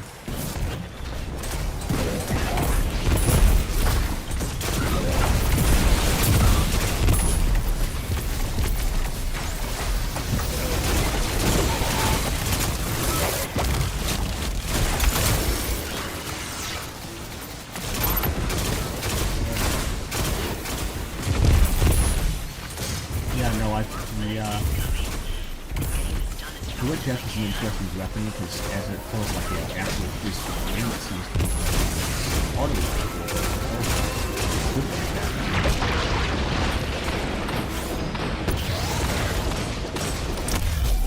Die. Land.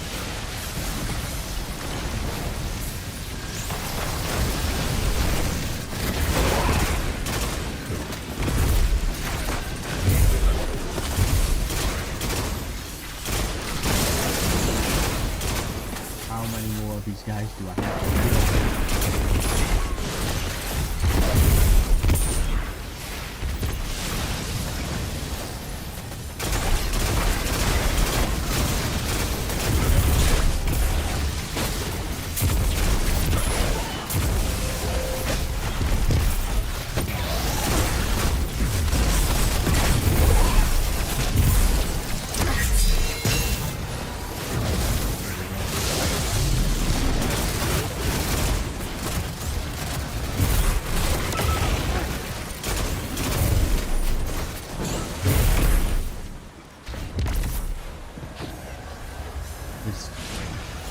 Red Death is actually phenomenal.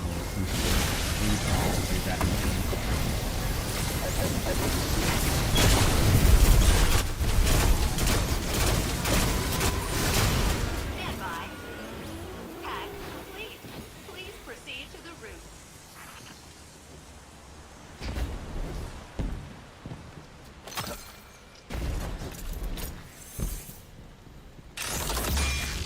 Collect few lots, see if I can collect every blueprint and see what has to offer. I didn't want to compare our experiences, but now I truly understand what you endured with Sabaton. It was an experience I never wanted you to share. Yes. Both would sacrifice ourselves for each other, but we did not have to. We survived. Like I said earlier, I'm just kind of sick of the interpersonal drama they insist on. It's not bad. It's done after a while.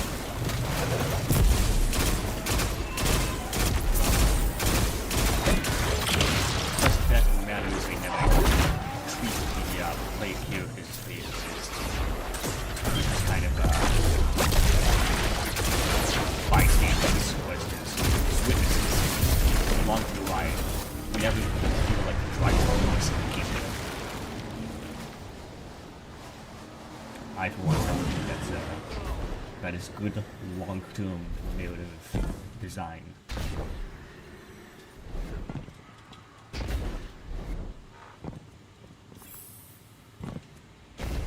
Alright.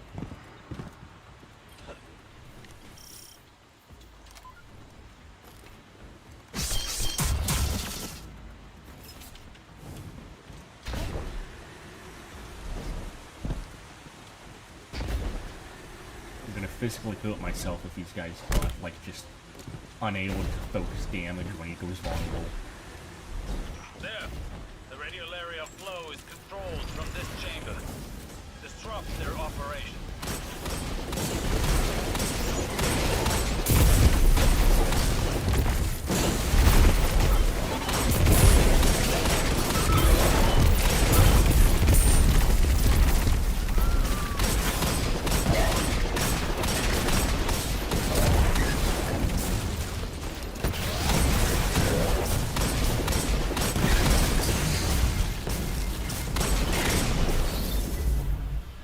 What the fuck? Come on, man.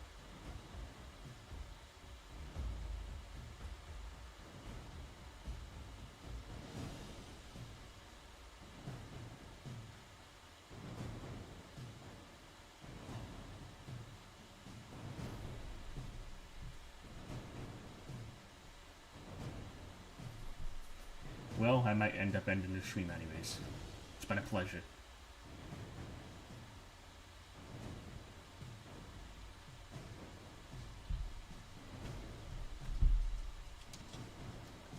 Come on.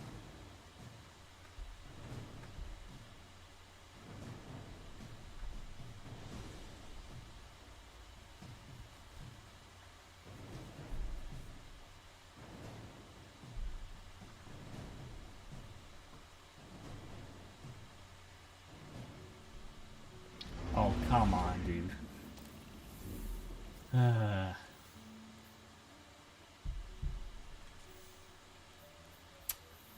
Well, you know what? Screw it. Let's have some fun real quick. We're gonna see if I can get my God Roll.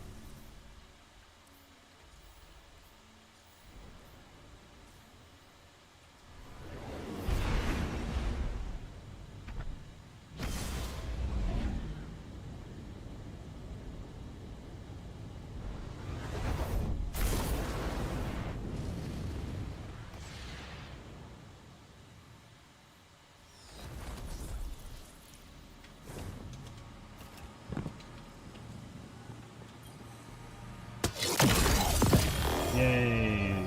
Let me guess. Oh, dog crap. Awful stats. Anything under 56 is an automatic dismantle.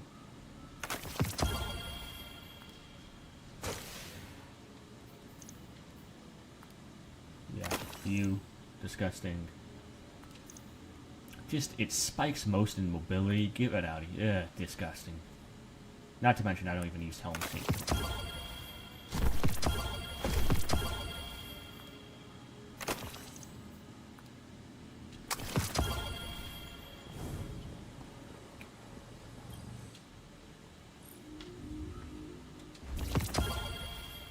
Oh my god, it still gave me Lego armor.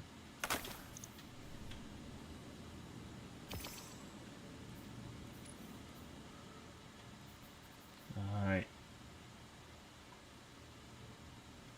1, 2, 3, 4, 5, 6, 7, 8, 9, 10.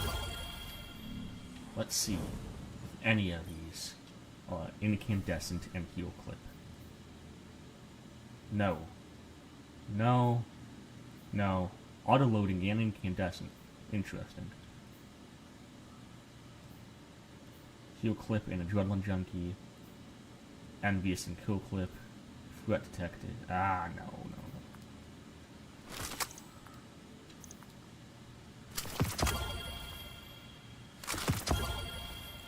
We might hold on to that. That's tolerable. Again, we're looking for fuel clip and incandescent.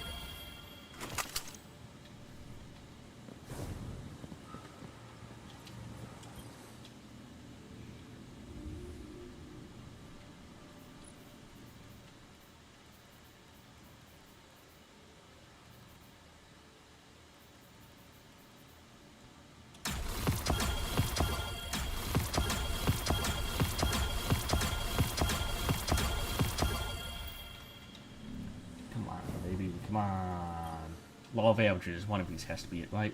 Right, please. Auto envious. No, no. Auto. Oh my god. Oh yes, yes, yes, yes, yes, yes, yes, yes. Yeah.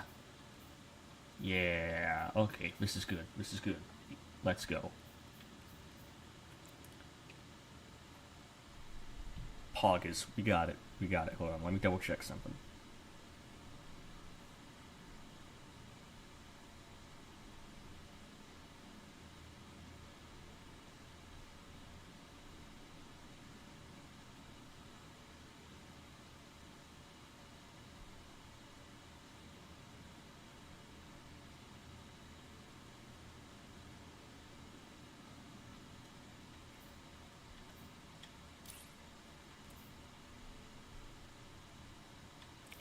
And you got the blast radius masterwork. Awesome.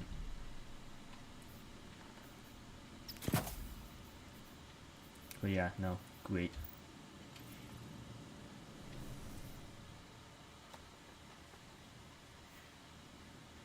Great news all around. Question is, what am I going to put into my vault?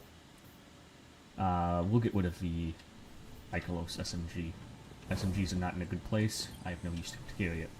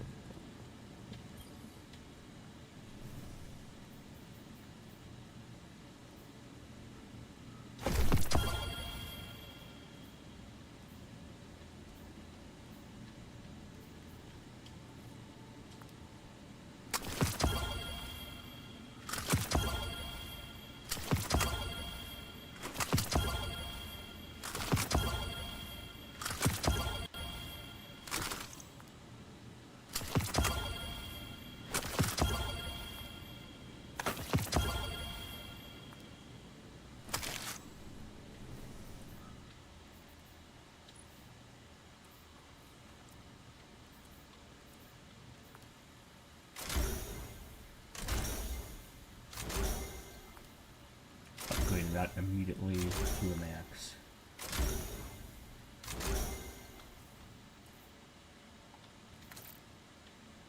Yeah, that does look sick.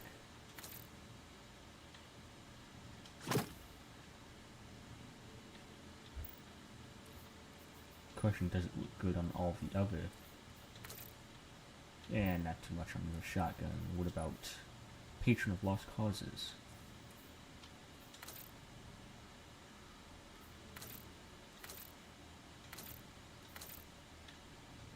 It does.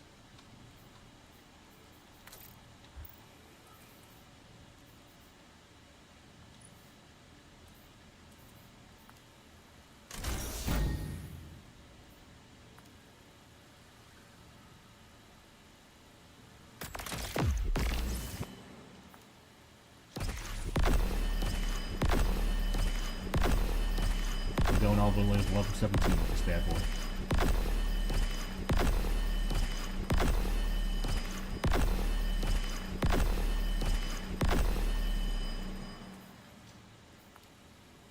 There we go.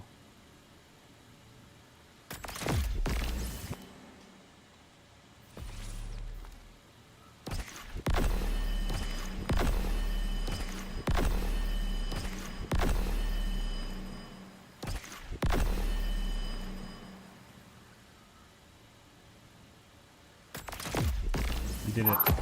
Ta-da. Fantastic wave flame. Alright, well, I believe my walkthrough is done, ladies and gentlemen. You guys have a nice night. I'm going to end up stream here. I'll be